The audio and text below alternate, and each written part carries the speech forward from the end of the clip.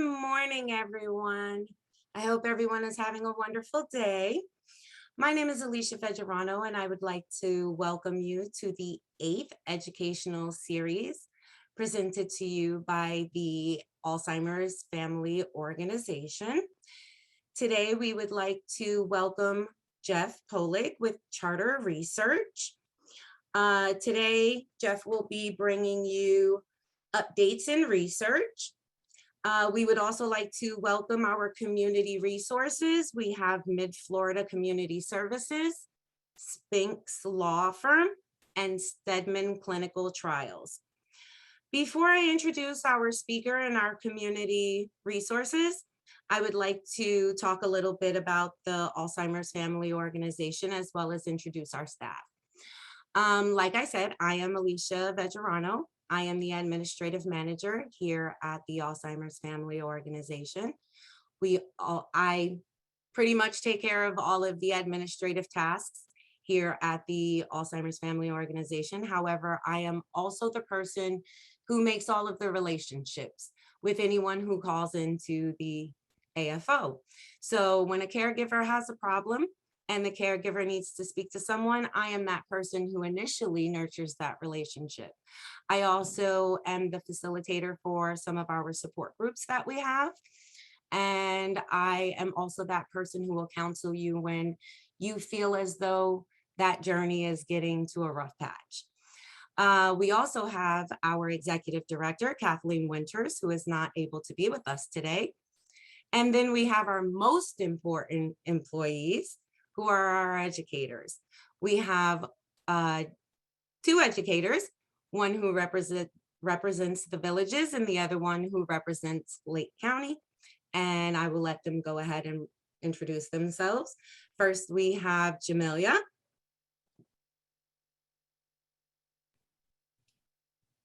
Hi, good morning, everyone. My name is Jamelia Ramey.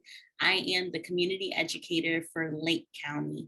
And if you ever need any resources or if you're interested in being a part of one of our support groups, feel free to give me a call at 352-396-2614, and I will be happy to help you.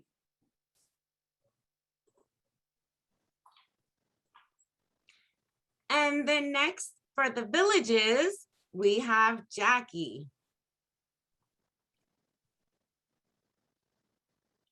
Good morning. My name is Jackie Kuhn-Dameron, and I am the community educator for the villages, Marion County, and a little part of Lady Lake. And again, I do one-on-one counseling also with families and their loved ones during this journey. So if you ever have a need for consulting or counseling, or if you would need a speaker for your club, group, organization, please call me at 574-721-1177. Thank you.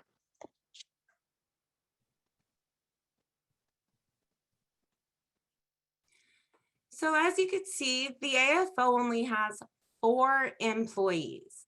And with these 4 employees, we service 8 counties.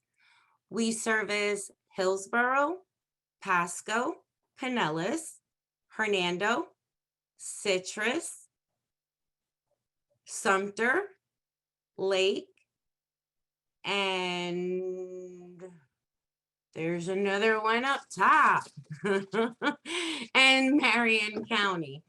And there's only 4 of us who service that large area of counties. And what we offer to those counties is we have a Wanderers Reunification program. So that program has a twofold. There is a human scent preservation kit. And what that does is it helps law enforcement reunite wandering loved ones with their caregivers. The other part of that is an ID system. So it's like a bracelet that you can put information that will unite you and your loved one together if they should wander. Another one is our support groups. Like I said, I facilitate a couple of them. And then we do have them in all of our counties. We used to have a lot of them. However, due to COVID, it has shrunk, and we do have them now virtually as well as in person where we can. Another service that we have is a large library of Alzheimer's and dementia-related books and educational material. We also have a digital caregiver's companion publication. It used to be called our newsletter. However, it has grown into something spectacular. And now it is like it is more like a magazine. It is filled with information that can benefit the caregiver, as well as anyone who is interested in learning more about dementia and the care of people living with dementia. We also have an ADRD curriculum that if you are looking to purchase, get in touch with our office and we can get that for you. We also do speaking engagements that our staff can come out to your clubs or organizations and speak to you and your people more about dementia and education. We have Pardon My Companion cards. So that way, when you and your loved one are out in public and your loved one may be exhibiting behaviors that may be not very sightly for others, or they don't understand, you can always hand a Pardon My Companion card. It's a discreet business-sized card that can help others understand exactly what's going on. We do have Do Not Resuscitate forms that we can help you fill out. We also have emergency evacuation registration assistant forms. We also have a resource list that is broken up by county. So that way you don't have to have a whole list of information that has nothing to do with where you are. Just call our office. We have tons of information that we can offer you. However, let me go into introducing our community resources, because I can go on forever telling you about the AFO, and I do not want to take our time away from why we're actually here, which is the educational series portion and hearing this great information that Jeff Polig from Charter Research has for us. So before I get to him, let me tell you about our community resources. So the first one we have is Mid-Florida Community Services. Mid-Florida Community Resources is a organization that helps out in so many ways. If you need services for transportation or assistance with food or assistance with being homebound, please reach out to them. I will put their information down inside of our chat as well. If you are looking at this after the fact, we will have it inside of our comments. They are a wonderful organization that can help out in so many ways. I cannot go into as all of the things that they can do for you because it is a lot, but I would really reach out to them. Spinks Law Firm. None of these that are resources are here to speak with you today, but they are wonderful resources. Spinks Law Firm is an estate planning company, and they would be able to help you out with any of your long-term needs that you may need. And I will also put their information down inside of the link as well. Stedman Clinical Trials is also another one of our resources that you can find their information down inside of our comments as well. So finally, why you're all here today. Charter Research.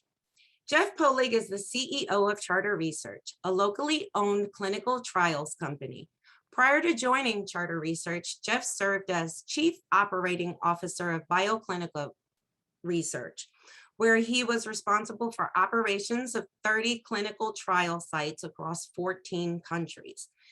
Jeff has also served as the Chief Operating Officer of Compass Research in Orlando, Florida, where he oversaw the company's growth in multiple therapeutic areas, most significantly Alzheimer's disease, which accounted for more than 50% of the company's clinical research. Good morning, Jeff. We welcome you today, and we are excited to hear what you have to tell us about the updates in research today. Good morning. Thanks for having me here. It's great to connect and be with all of you today. And thank you for the introduction. My grandfather was diagnosed with Alzheimer's disease when I was in middle school. I grew up in rural Minnesota, and he was in real estate and used to drive around central Minnesota selling mostly farmland and rural lakefront lots. And he had a brown and white Chevy pickup truck that I'd ride around with him in. And my sisters and I would go with him sometimes as he would meet with people to sell real estate. And he would always joke around with us. He'd say, try to look hungry when we go so that, you know, my potential buyers will have sympathy for me and want to buy from me. And he would make all sorts of jokes with us. And one time we went out to show a piece of property, and after meeting with the client, we were heading back, and he couldn't remember how to drive home. This was before there were cell phones, and we didn't have a map. I wasn't driving age yet, and we found the nearest farmhouse where we pulled over, and we were able to call for directions. But I remember seeing his, you know, just simple things. He was so sharp that he started losing. Just finding his way back home was the first real significant one. That's a memory that stuck with me for a long time. So watching his memory fade was really difficult, but he never lost his sense of humor, which that sort of kept our spirits up. I never imagined at that point in time when I was young that I would be involved in helping find new therapies, innovative new treatments, hopefully soon a cure for Alzheimer's disease. It seemed like a distant aim. In fact, I never even thought about it. I got involved in other areas of business. I finished my education and worked in other areas in banking and in collision repair products and some different industries before I came to be involved in clinical research, and specifically in Alzheimer's disease research, which I've been doing for the last 11 years. But today, that's what our team at Charter Research works on. We do clinical research in a variety of therapeutic areas: osteoarthritis, fibromyalgia, sciatica, diabetes, Parkinson's disease, and many other areas. But Alzheimer's disease is a huge focus for us. It's probably close to 80% of our research is in Alzheimer's disease specifically. So it's a big focus for us. Charter Research is a clinical trials company, so we're conducting clinical research to test new medicines. We have two locations, one in Lady Lake, right outside the Villages or Northeast Villages area on County Road 466. And we have another location in Winter Park, east side of Winter Park, on University Boulevard near the Costco there. So those are the two locations that we conduct our trials from. Both locations are right next to a neurology center that we work closely with the physicians there, Smirnoff Neurology in Lady Lake with Dr. Alexander Smirnoff, and Neurology 1 in Winter Park with Dr. Ramon Rodriguez and Dr. Lourdes Benes. We also have full-time research physicians employed by Charter Research that work. So we have the physicians in the practice that also participate in research, but then additional neurologists, anesthesiologists, emergency medicine physicians that work full-time in clinical research. So our team, and then we have, of course, all the team that surrounds that. So we've got a large team that we spend all our time working on this. And so I'm excited to share with you some of what we've learned and some of what we have going on. Clinical research is so important. You know, most people don't think about it. I never thought about it, as I said, when I was younger. It wasn't even a thought that crossed my mind. Where do medicines come from? But every medicine that you've taken or that you've provided to a loved one that becomes an FDA approved medication that your physician can prescribe, every medication goes through a approval process. It goes through clinical trials. The trials are approved by the FDA at each step to move forward to the next step, or what's called in research the phase of research, phases 1 through 4. And so it's an important thing. It's something that the world has become more aware of recently due to the unfortunate COVID-19 pandemic and the development of the vaccines by Pfizer and Moderna and Johnson & Johnson and others that are used in other countries. And so that's probably brought it a little bit more to the forefront, people's general knowledge of clinical research, because it's been in the news more with COVID-19 and how those vaccines were developed. And it looks like some of them will be approved, fully approved, not just for emergency use, but fully approved shortly. So that's the process we do, only we don't do COVID-19, we do Alzheimer's disease. So we're working on that. And, you know, the question comes up with Alzheimer's disease. There is some amount of memory loss as we age, which is a normal part of aging and is in no way indicative of any underlying cause for concern. So there's a term for it, a medical term, age-associated memory impairment, which just simply means you're a little older and you might have times where it takes you a little longer to remember something or to collect your thoughts, or you might have trouble finding a word. And that can be difficult to differentiate from the early signs of Alzheimer's disease or other types of dementia. And so we provide testing, we do testing to look for that, memory screens and biomarker tests to differentiate between what's just sort of normal aging, no cause for concern, and what might be some early warning signs. And then for participants that choose to join us in a clinical trial, we move forward with that. So to understand what's going on in clinical trials today, there's a lot of research in recent years and in recent months in the world of dementia and specifically in Alzheimer's. So dementia is a broader umbrella term for all types of dementias. There are over 100 different types of dementias. Alzheimer's disease is the most common form. And so that's the one I'm going to speak about today. And to understand what's happening in research, I'm going to walk you through a little bit of like what happens in a healthy brain as opposed to what happens in a brain with Alzheimer's disease. So there's a basic understanding, and then that'll inform our discussion of where research is going.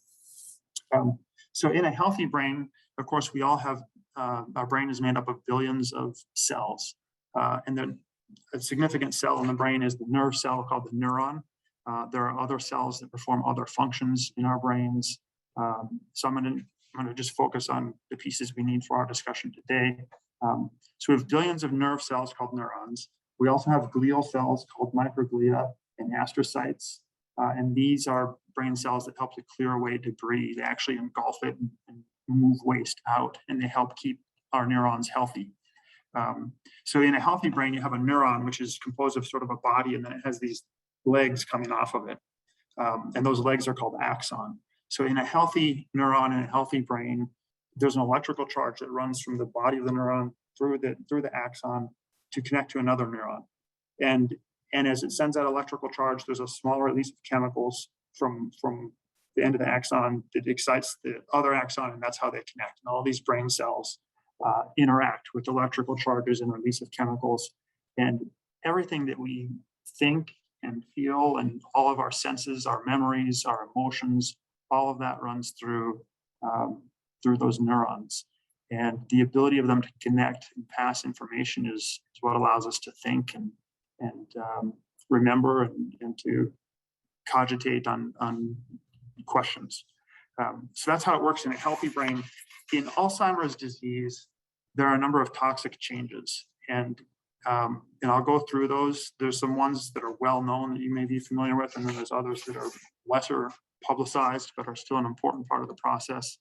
In research, it's important to attempt to distinguish as best we can between which of these changes is causing Alzheimer's disease and which of these changes that we're observing are a result of the disease.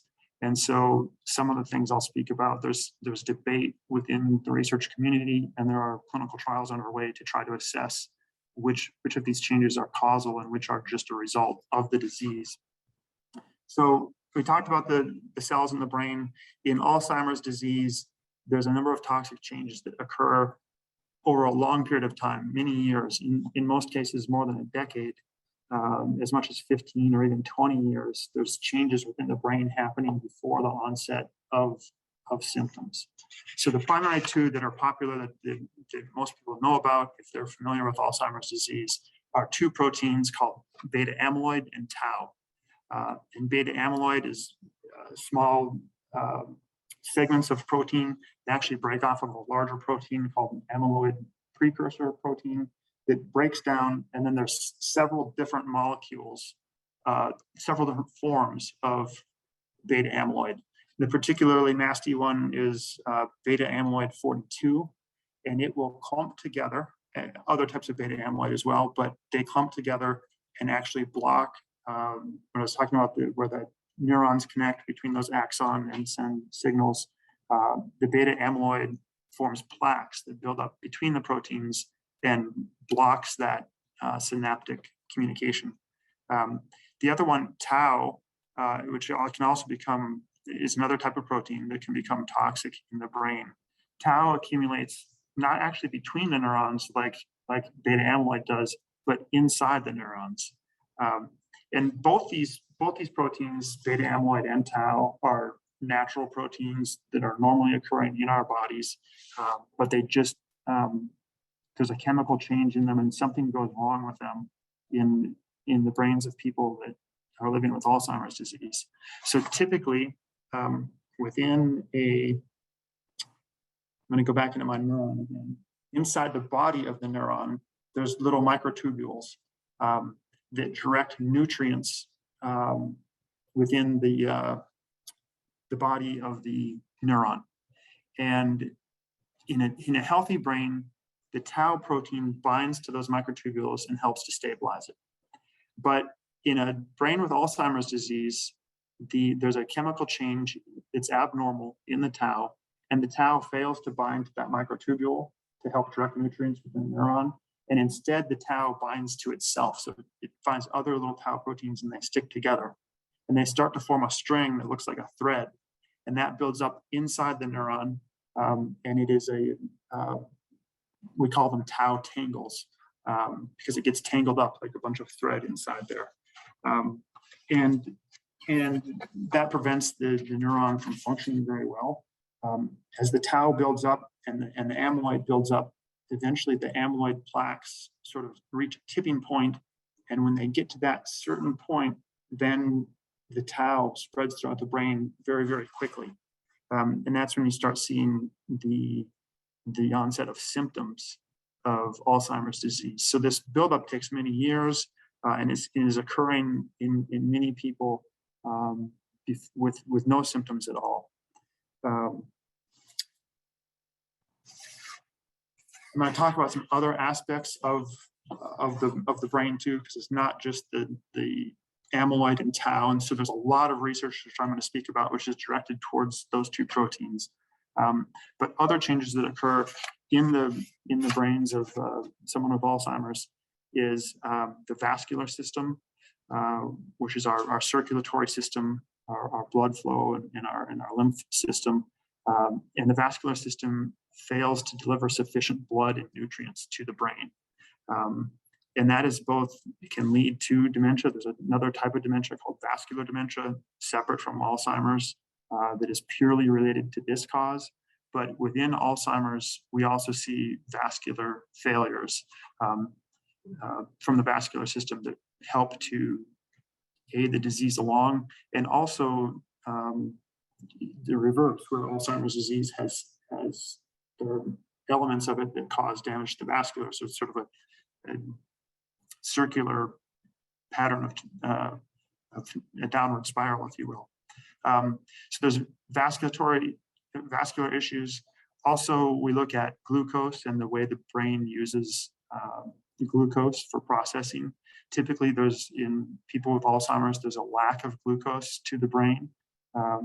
Certain nutrients and glucose are delivered to the brain through the vascular system and are designed to cross the blood-brain barrier. So blood doesn't come through, but certain nutrients, including glucose, do. And that provides fuel for the brain.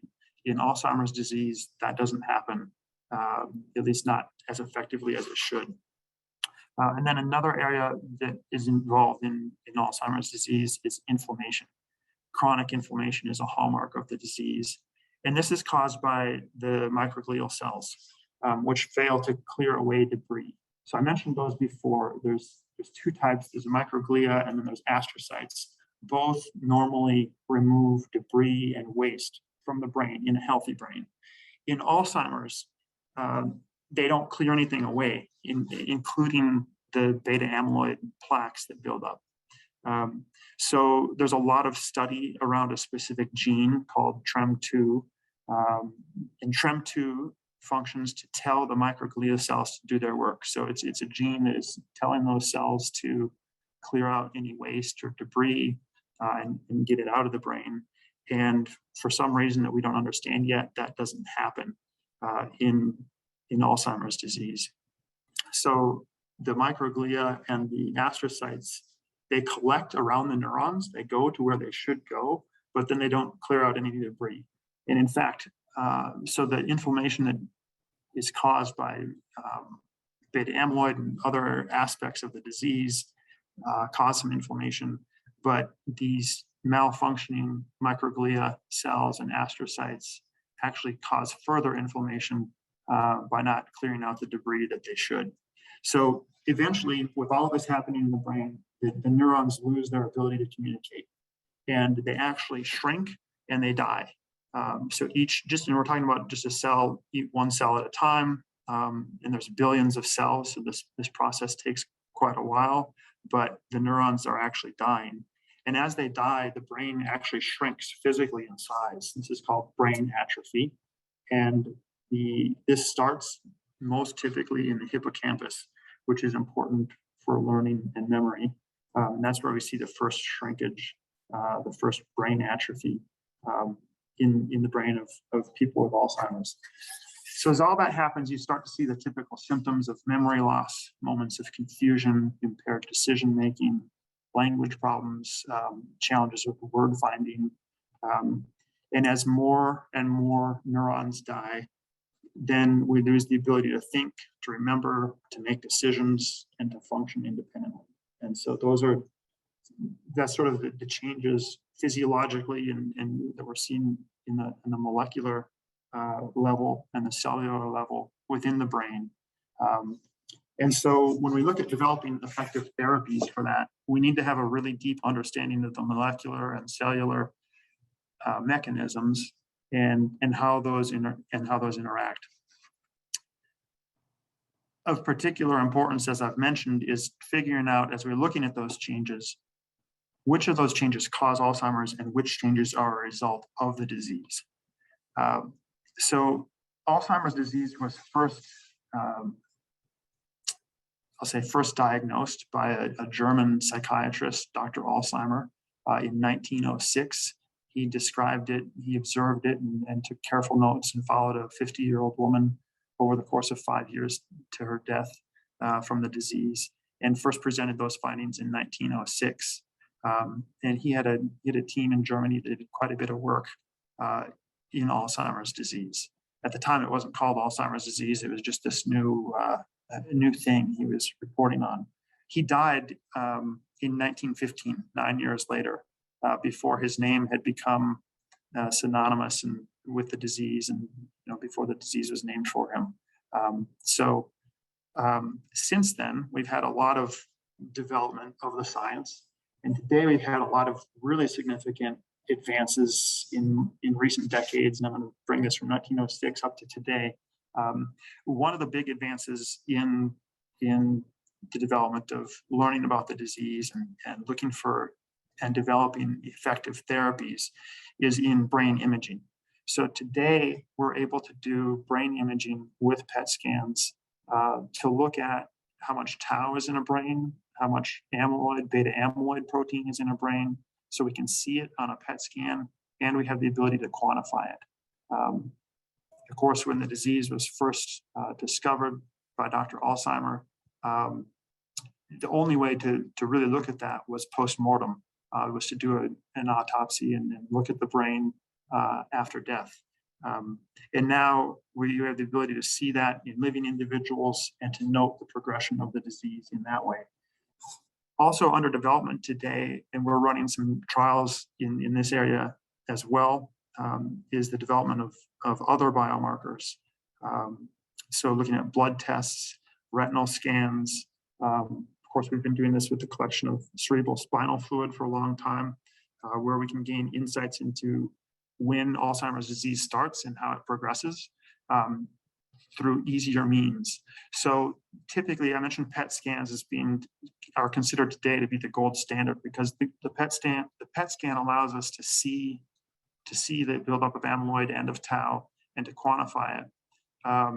We can also do that through a lumbar puncture, where we're collecting cerebral spinal fluid and we're measuring the beta amyloid collected in that spinal fluid sample. But both having a lumbar puncture or a PET scan, the lumbar puncture particularly is invasive. People don't really like having a needle put in their back. The PET scan is expensive. It's not covered by insurance, and it's difficult to coordinate. It requires a radio-labeled isotope for it to work, because a patient that receives this scan receives an injection of that isotope, and that lights up the part of the brain with the amyloid so that we can see it on a scan. So there's a lot to coordinate to go through with a PET scan.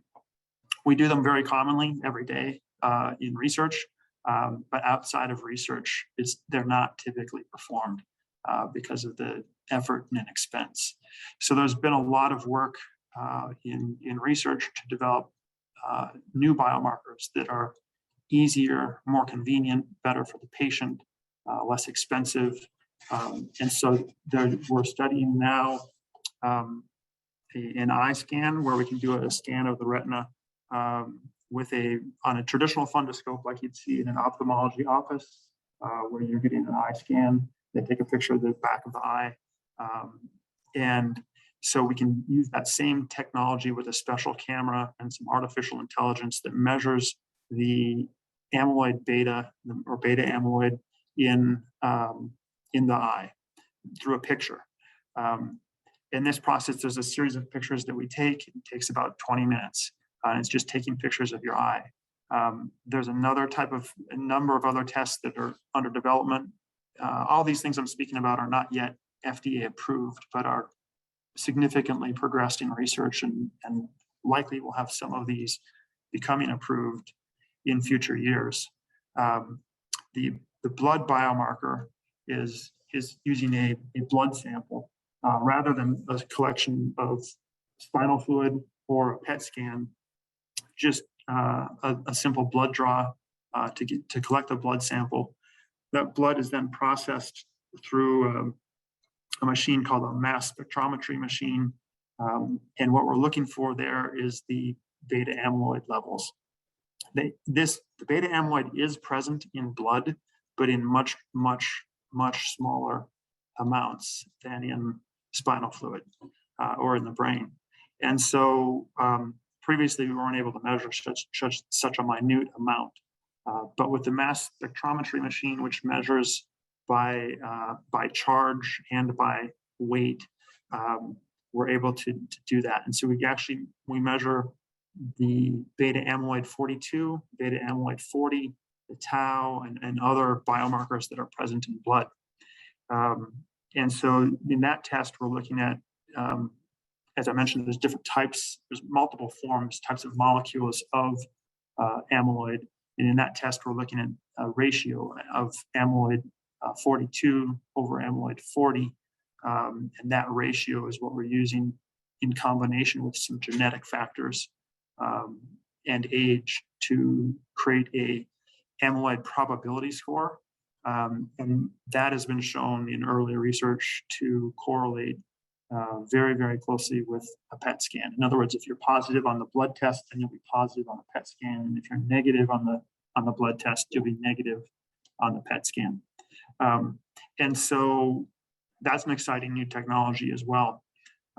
So we're looking at those, how we can get insights into when Alzheimer's disease starts and how it progresses, And those tools will help us with diagnosis. So it's exciting to have those that we're working on. There's an improved understanding of genetics and how our genes play into research into the progression of the disease.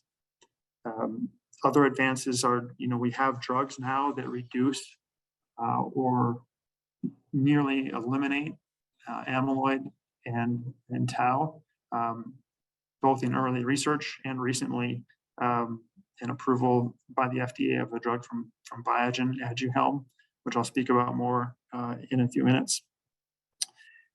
There are therapies that target the vascular system, our glucose metabolism, that target inflammation, that are under research.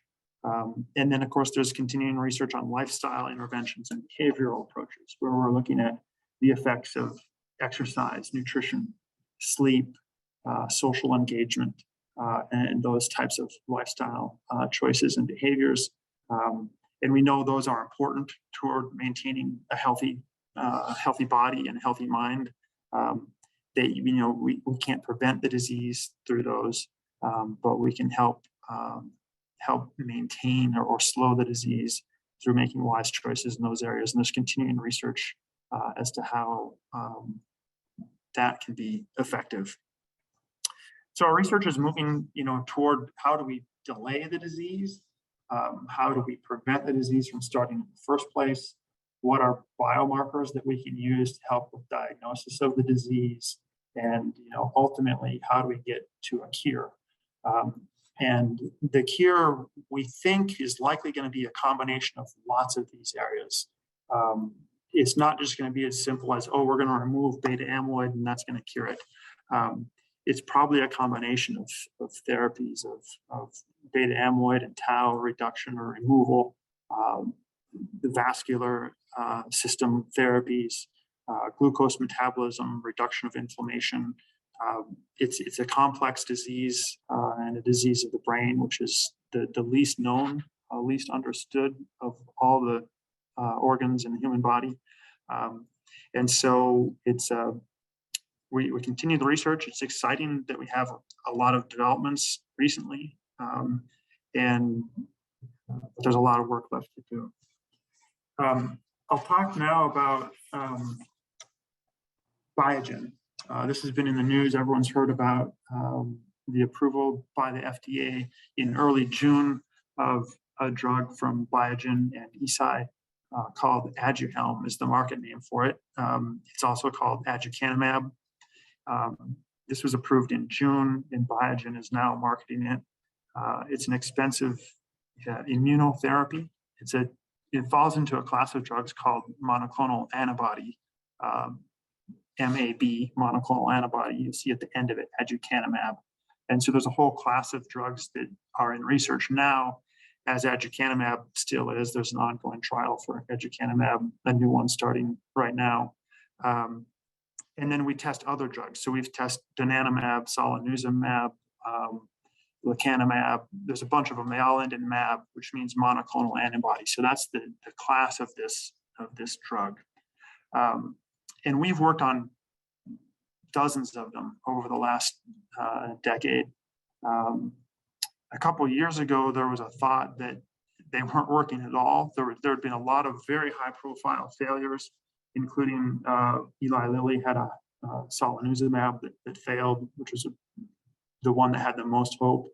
And so not too long ago, just 2-3 years ago, the amyloid hypothesis, a lot of top researchers and physicians were thinking it was dead.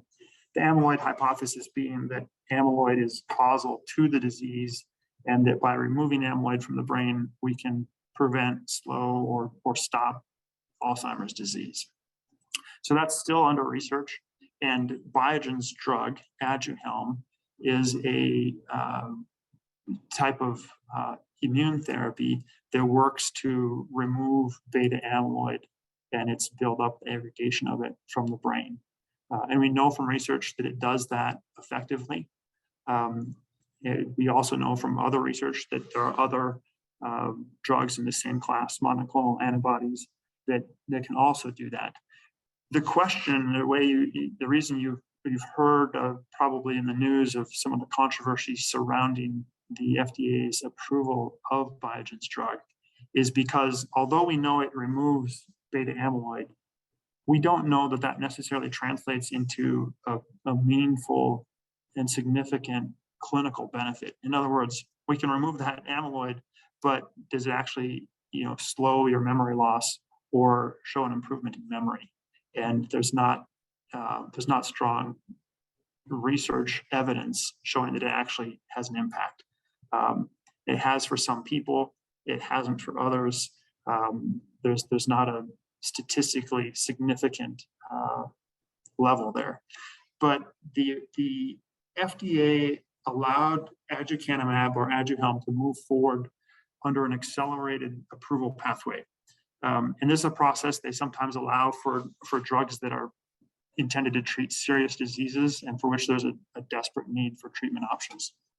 And so under a standard approval process, the success of a drug trial is measured by a clinical endpoint that determines whether the investigational medication helps people to feel better. Or in this case of Alzheimer's disease, does it help to slow the progression of memory loss? And so that's called a clinical endpoint. And that's the traditional standard, is that we would have two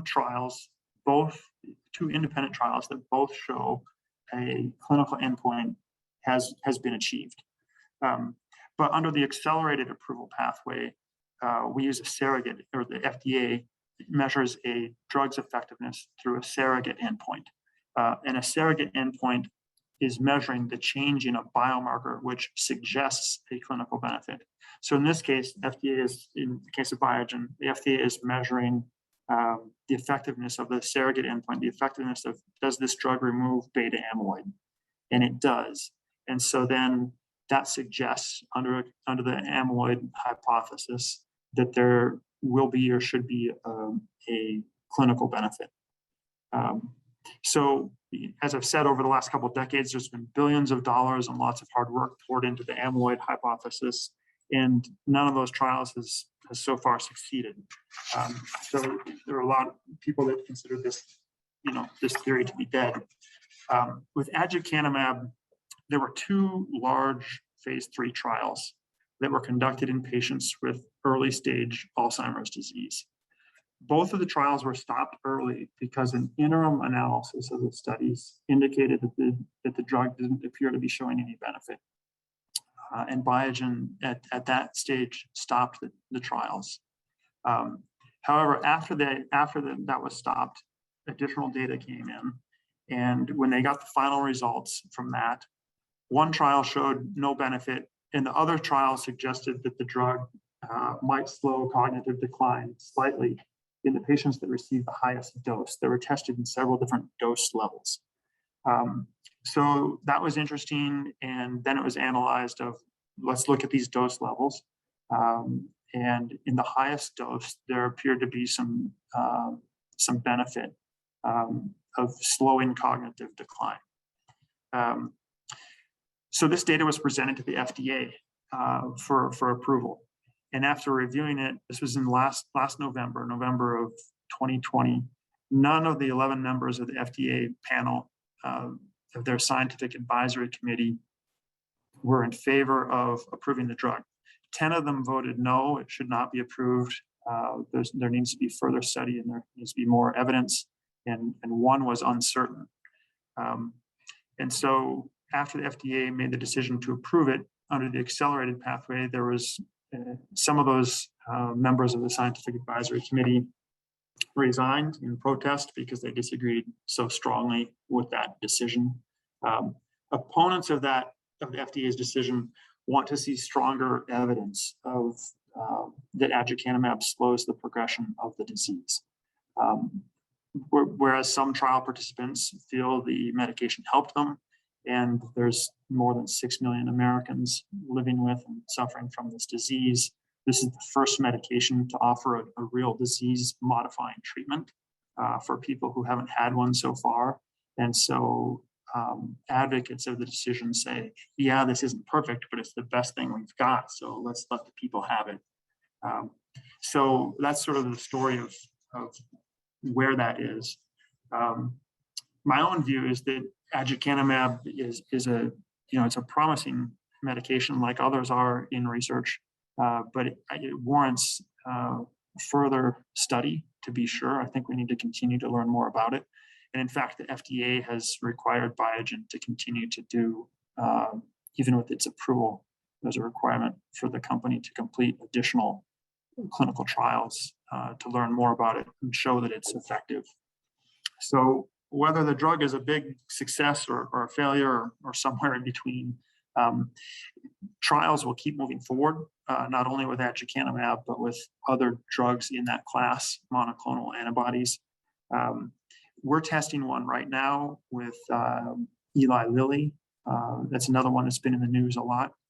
Eli Lilly has developed a very similar immunotherapy to Biogen's aducanumab.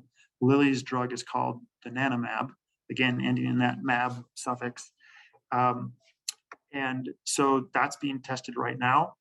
Both these drugs, all these drugs in this class have some side effects that have been talked about. The most prominent two side effects are swelling and bleeding in the brain, both of which sound very severe and can have some very harsh side effects in some people, but generally are not even noticed. So the technical terms for these, for the swelling in the brain, is ARIA-E, which is an acronym, ARIA-E. It stands for amyloid-related imaging abnormality. And so it's an imaging abnormality because we can see it on an image, on an MRI, and it's related to amyloid. Just like any other area of your body, if you get a little cut, you have a small amount of swelling or inflammation around it. The brain is no different. If we go into the brain and we remove beta amyloid, the brain, you can get a little bit of swelling around that area. So it's the body's natural reaction to, having a physical change within an organ. And so it doesn't happen in all people. Not everybody have that swelling associated with it, but some people do. On the Biogen drug in their study, about 40% of people that received that medication had this occur, this ARIA-E, or this edema, the swelling of the brain. Among the people that have it, most don't even know they have it because it has no side effects. They don't feel it.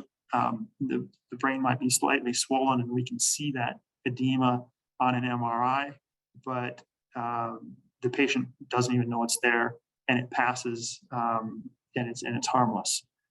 However, in some people, it can be more severe, and it can cause a headache, a pretty strong headache, nausea, or moments of confusion.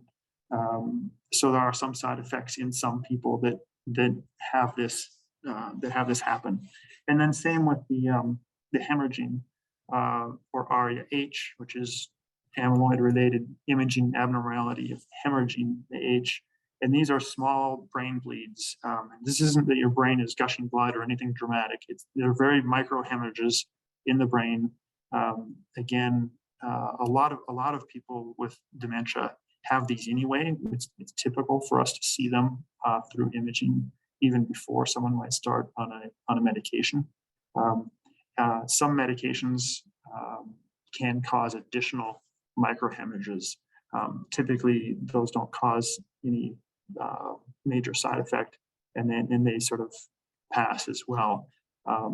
So that one's probably, since it's there often already and is not, in some cases, not caused by the drug or only mildly inflamed by use of the medication, is not as strong of a concern, but those are typical side effects. For Biogen's drug, for Lilly's drug, for all drugs in this class, because they work in the same way. Again, as we're removing the beta amyloid from the brain, you get some inflammation or maybe some minor bleeds. So those are some side effects that are part of those types of drugs. We at Stedman Research, we're running 15 different clinical trials right now for Alzheimer's disease that look at all different areas. We're pursuing amyloid, tau, pursuing inflammation, targeting how to reduce inflammation of the brain, looking at the microbiome, bacteria in the gut, and how that interrelates, looking at glucose regulation of the brain. And that's a pretty significant one. There's been a lot of study in, some researchers have even referred to Alzheimer's disease as type 3 diabetes. So we have trials that are looking at how the body regulates glucose and how that relates to Alzheimer's disease. There is a scaffolding protein even prior to amyloid called filament A, which sometimes does not, in people with Alzheimer's, does not shape correctly. And so we're looking at a medication that helps to keep the filament A protein structured correctly and to reduce or potentially eliminate the buildup of the amyloid. So those are all different methods that are under study now. There are currently 125 different Alzheimer's clinical trials going on throughout the world, which is high compared to years past, where we've typically had been more in the realm of 70 to 80 trials at any one time. Now we're at around 125. So a little bit more than a 50% increase in terms of the volume of clinical trials, and the number of different areas that the investigational medications in these clinical trials are targeting. It varies across this whole spectrum. So I think with each of these, we learn a little bit about how does the regulation of sugar impact the brain? How does the structure of filament A, the scaffolding protein, affect us? What about inflammation? What about the vascular system? What about tau and amyloid and all these things? And so as we learn those and we find ways to make improvements, hopefully we're going to be able to find 2 or 3 or something that we put together that can develop effective treatments, some sort of innovative new therapies, and hopefully one day a cure. So of those 125, we're running 15 of those trials currently at Charter Research across all those areas, as I mentioned. One that is exciting is the donanemab trial. This is Eli Lilly's drug. It works, as I've mentioned it already, very similarly to Biogen's drug, which was approved. And Lilly has in fact announced publicly that they are planning to pursue FDA approval, file for FDA approval of donanemab later this year. So we're running that study. It's called Trailblazer 2. There was a Trailblazer 1, and now there's a Trailblazer 3 that starts next week. So Trailblazer 1 showed a lot of promise in slowing cognitive decline. So we're excited about that. This is a phase 2. I'm going to talk about the study that was completed and then the study that's ongoing.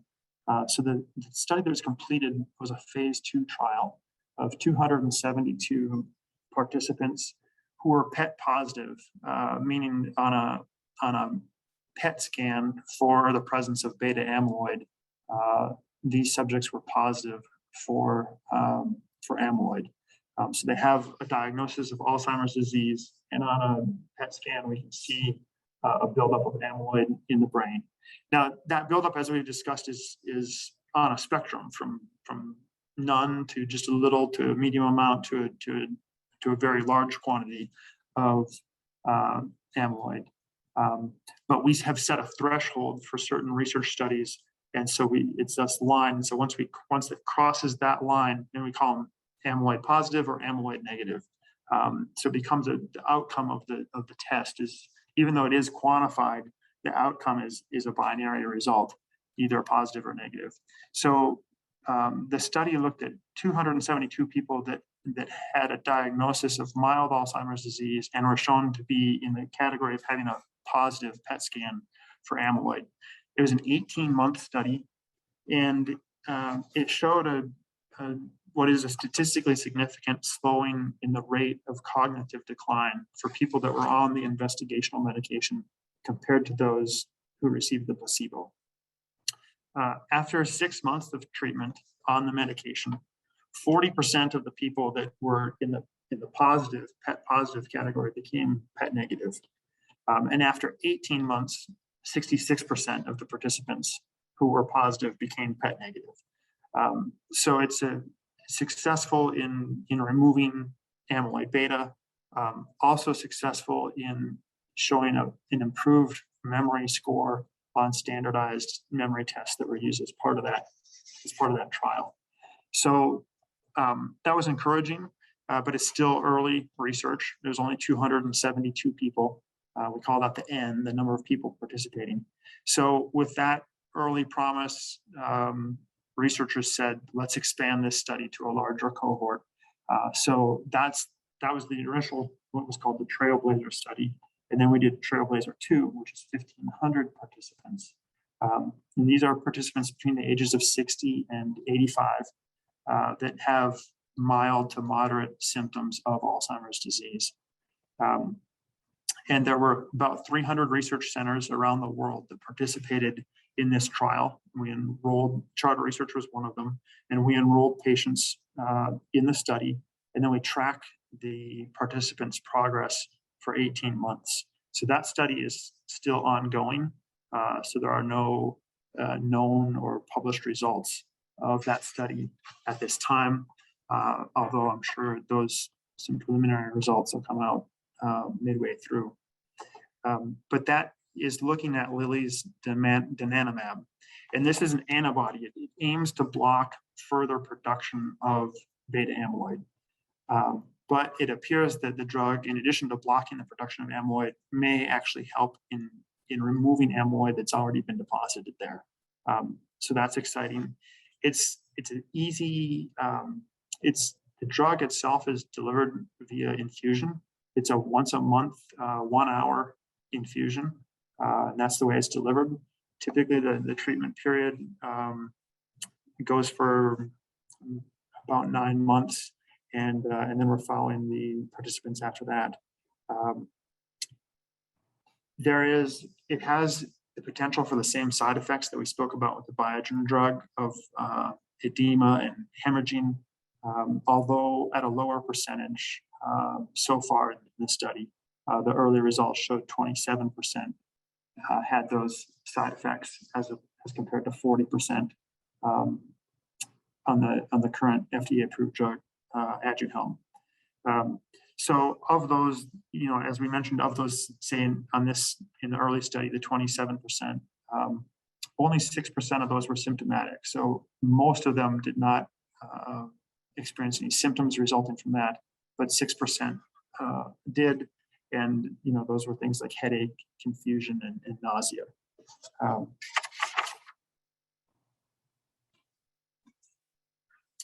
I'll tell you about a few other studies we're doing, and then I'll take some questions. The drug donanemab that I just spoke about with Lilly is now moving into Trailblazer 3, where Lilly is wanting to look at it earlier on in the process. In other words, what if we started this infusion therapy not in people that have early Alzheimer's disease, but what if we started it in people when they are still cognitively healthy? So people with good memory, but that we know through testing for biomarkers that they have a higher accumulation of tau proteins. And so that's what the Trailblazer 3 study is about. It is for participants who have healthy cognition, normal thinking, no memory deficits.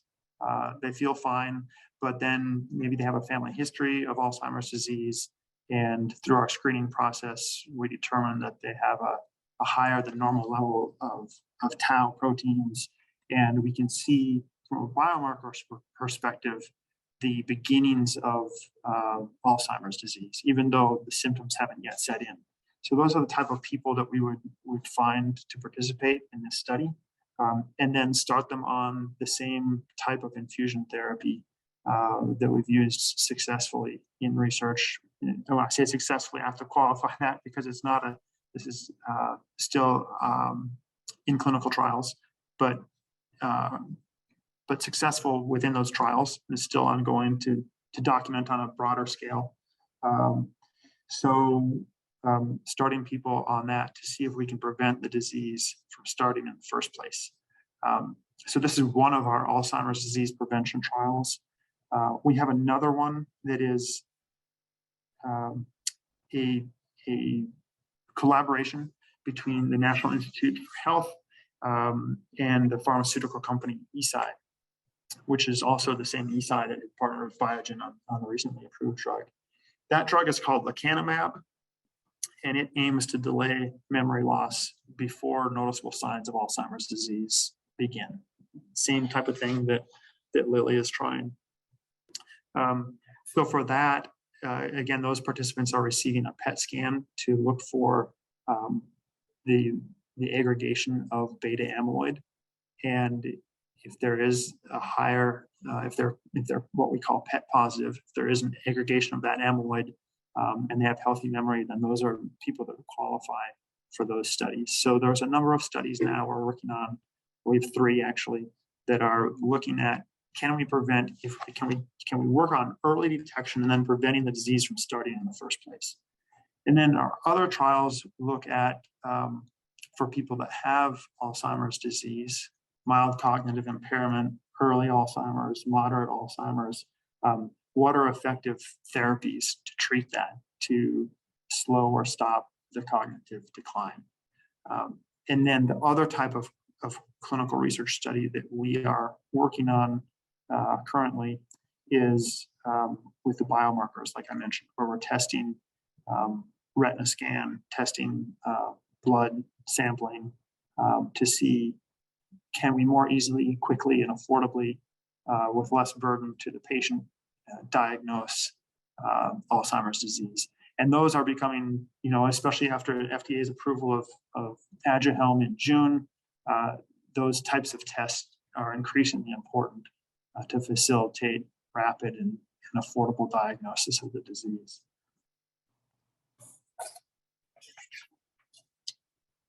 I think I'll wrap up there, and I'll be glad to take any questions that you have.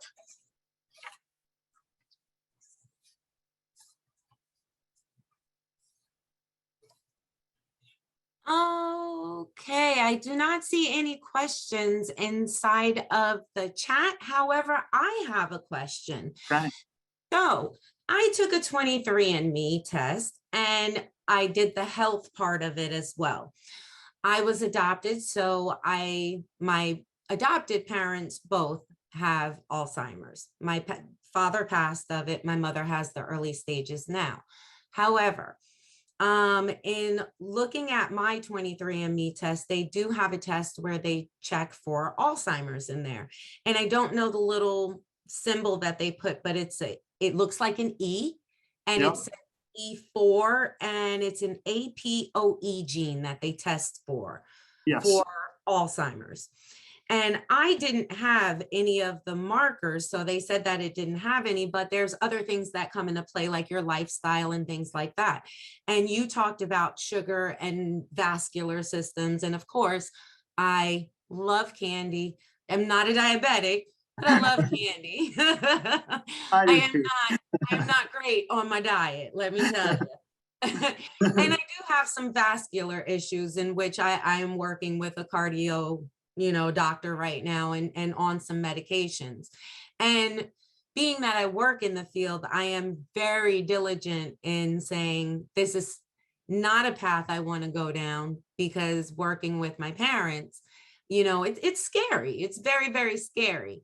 So what are the precautions of someone like me where I don't have the genetic markers, but would still like to live a lifestyle that can, I guess, in essence, prevent whatever can cause it, being that I don't have the genetic markers for it?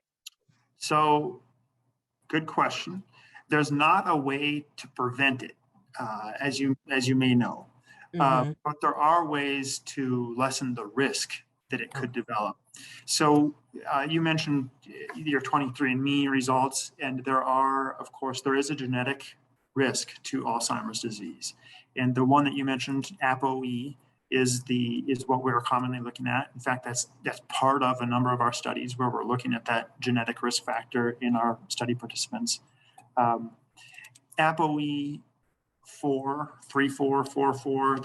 It's two strands of the DNA. It's a double-sided helix. So everyone has two alleles there. So you might, and so in this measurement, you'll be assigned 1, 2, 3, or 4, and you'll get 2 of those. So you could have a 2, 3, or a 3, 4, or a 4, 4. So the higher numbers are not desirable because they put you at a greater predisposition, a greater risk of developing Alzheimer's disease. But it doesn't mean that you will. Right. Having an APOE 4/4 is the highest risk category for the development of Alzheimer's, but it doesn't mean that you will develop it. Likewise, if you're at the other end and you're genetically at lower risk, that's good statistically. But it doesn't but mean for you any won't. one individual, it doesn't guarantee you won't get the disease. So we know there's a genetic component to it, but it's not a purely genetic disease. There are other factors that we're still trying to figure out. So like a genetic risk factor, there are lifestyle risk factors, and diabetes is a risk factor. People with diabetes are more likely to develop Alzheimer's disease. There are differences between ethnicities and races. We know that Blacks are almost twice as likely to develop Alzheimer's disease as whites, and Hispanics also have a greater risk, almost 50% higher. And so there's some risk factors there. Age, of course, is a risk factor, and none of us can control that. Each day we get another day older, and we have a little bit more risk of developing the disease. So there's a lot of things we can't control. Like, we can't control our APOE status. We're just born with that. We can't control our race. We're just born with that. We can't control our age. It just happens to us each day. So what can we control is our lifestyle choices, things like exercise, sleep, a well-balanced diet, nutrition, our social engagement. And these are things like, it's funny to talk about them because people always, it's like you go to your doctor and say, what can I do to, lessen my chances of this? And it's always the same things. It's eat well, sleep well, exercise, reduce stress. But those things play a factor in Alzheimer's disease as well, just like they do they're good for all areas of our minds and bodies. So whatever you can do to have a balanced diet, especially eating lots of vegetables, is good. Not too much candy. Yeah, I know. I like candy too. I like cookies a lot. But eating well is important. Making sure you get good sleep, especially consistent sleep, where you're getting to sleep at the same time every day and getting up at the same time every day. The consistency is really important for achieving good sleep. And if you can, even going to bed and waking up at the same time on weekends as you do during weekdays, that level of consistency is really healthy for our bodies. Exercising well and regularly. And social engagement is a big component of it too. Human beings are social people, and isolation for people is detrimental to our health. And so it's important that we're engaging with others. Research is ongoing on this, but it's already well proven that there's a significant impact. So if you're in the early stages of Alzheimer's disease and you know that you're going to be on this journey, it's a good time to be sure you're connecting with your family, with your friends, with other people that are on the same journey of progression through the disease, and that you're active in things. And the other thing you can do is just keep learning as long as you can. Keep learning, keep the brain active. People often ask about, can I do crossword puzzles or can I do Sudoku? And those things are fine and good. But you can also learn to play chess or learn how to repair an internal combustion engine, or learn a new language, or whatever you want. Just learn something. You keep your brain active and you keep those neurons firing. There's a saying, neurons that fire together wire together, which is true. We see actual physiological changes in the brain through learning processes. Somebody that becomes very adept at music, a professional musician, will have an area of the brain that's associated with music. There'll be lots of neurons there, all connected together. And through practice, through learning, you can actually physiologically change the structure of your brain. So those are all things that you can do. And then there's a bunch of things that are outside of your control, and it's just how it is. Yeah, yeah. Well, Jeff, I would like to thank you for joining us today and sharing your information. It was quite informative, and I'm sure everyone learned something. Thank you for inviting me to be here. I appreciate it. Absolutely, absolutely. I would also like to thank our community resources. Again, they were Mid-Florida Community Services, Spinks Law Firm, and Stedman Clinical Trials. I would like to conclude our educational series today, and everyone have a wonderful day. Thank you. Bye. Bye-bye. Have a great day, everyone.